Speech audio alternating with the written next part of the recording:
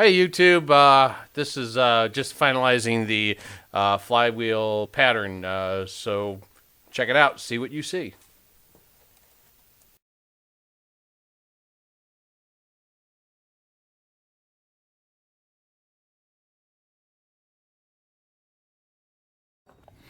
Okay, YouTube, let's see here. Just want to give you a close-up look, and I am going to heavily edit this video and get it small because you've been watching so much on this hub. I don't know, I have done some recording, but I had to resolder these. I was bending them, trying to bend them a little bit, and I had to resolder them back on there. They weren't flat, and then I took a cut out of the back so it would sit flat. Looks like this leg still may be a little high. I don't know if it's too high to work or not. But anyway, what you've seen in the video previously is just me machining these outside angles. And I have duplicated, you can kind of see here, the 5-degree taper. And then I wire wheeled them up a little bit. I haven't checked that this plane is perfectly smooth, but I want to kind of tell you what I'm thinking here. Let's see here. First of all, I'm looking through the camera. This is really tough because your hands aren't where your eyes look. But as you can see, this fits in here pretty good. You can see that inside angle there. Now, I'll flip it over and you can see that those angles match really good. Now, I didn't take it all the way down because I want to make sure that this is going to be perfect. I've got some Dremel tools coming in this afternoon to do some cleanup in these grooves. Now, kind of debating whether to solder this in or just glue it in. I'm thinking solder, I just like that. I mean, maybe if I super glued it or epoxy, it would be good too. See, one thought is once you start, try to heat this up at all, what ends up happening is the solder will kind of melt and change directions on you. So I'm kind of wondering, should I just go ahead and get it down to flush and then lay it on my piece of aluminum and solder it, the inside joints?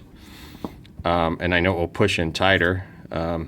Just not this much over, but a little bit less, bring it down where it's almost to the bottom, a lot closer than it is now. And then when I heat it back up, the joints here, which I know they've got a little bit of space in them, will kind of tighten up, and the whole thing. That's one thought. Another thought is just to get it down to perfect, solder it again, or glue it. I don't really know. And then I got to finish working on my front and my nose, and then we'll be ready to cast. And I mean, obviously, that's what I'm going to try to get. That's really what I want to accomplish today is casting. So, as T2H Instructable said, don't rush it. Sometimes you just got to set it down. Well, today has been a better day overall, so I can't say that that's bad advice. All right, we'll pause here, and I'll kind of show you what I'm going to do next.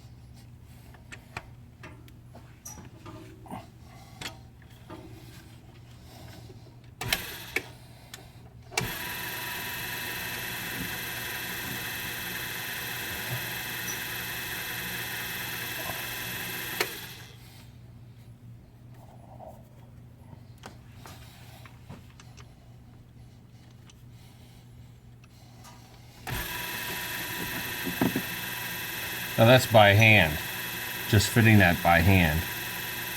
And I mean, I can see a little bit of run out, but not very much at all.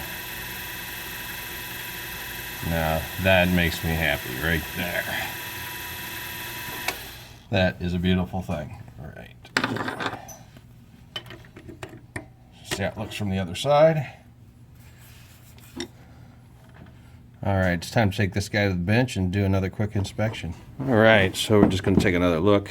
You know, this is not affixed, it's just sitting there. This is going to be a flat back. Fingers are really sensitive. I think I remember reading, I don't know, this is just a silly comment, but something I think I remembered, that your fingers are so sensitive. Something about like you'd be able to feel something, I don't know if the size of the globe, but you'd be able to feel cars. And, you know, I can just feel that that's not flush, but fingers are real sensitive. But, man, I'll tell you what. So the couple other machining operations left. I want to flatten just the tips of these just a little bit. I think it'll give a little bit prettier appearance. I need to cut this off. This part that I've been using here, solder these. I'm just sitting here, I'm just stunned. I'm really, really happy with this. So anyways, I'll come back and show you what my next step will be. This will actually be the first time I think I've actually ever used this outside chuck. Crazy as it may seem. But yeah, we'll get this guy chucked up in here. And I'm going to turn the face of this here, and I'm going to work on this front piece. Well, I know I'm going to flatten these up and then take a look, and then I'll figure out what I'll do from there.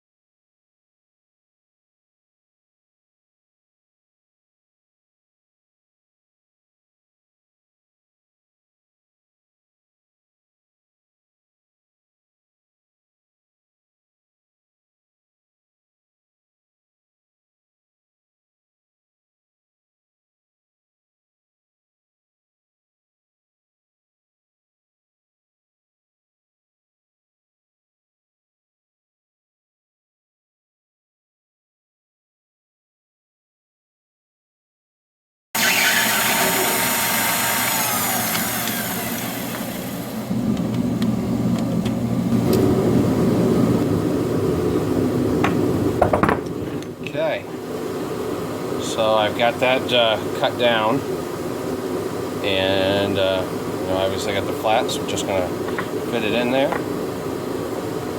Snug fit. Okay, and as you can see, it extrudes a little bit, which that's totally cool with me. I'm going to go with there. I'm going to go ahead and put the bevel on the front. I figured whatever we finally cast the thing for, you can always turn that down later at a later date, right? But I'm going to go ahead and put that decorative taper on here, so it's going to look similar to this. Sand it, polish it, and get ready for casting, man. It looks like we're going to do it tonight. I'm pretty excited. Okay, all right, be back.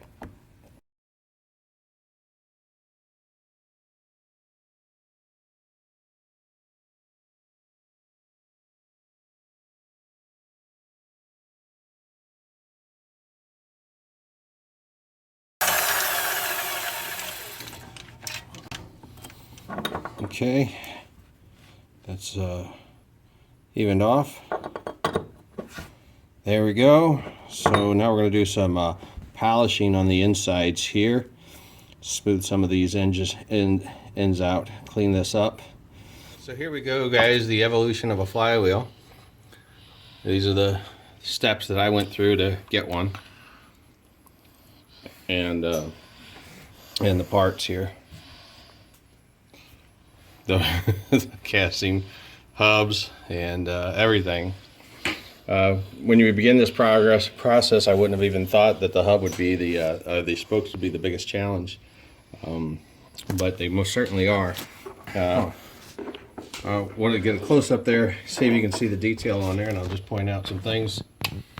Got the flats here, but I've got my relief angle here, draft angle. I got a draft angle here, got a circular. This will be a sharp edge, but I'm hoping and praying it's going to work.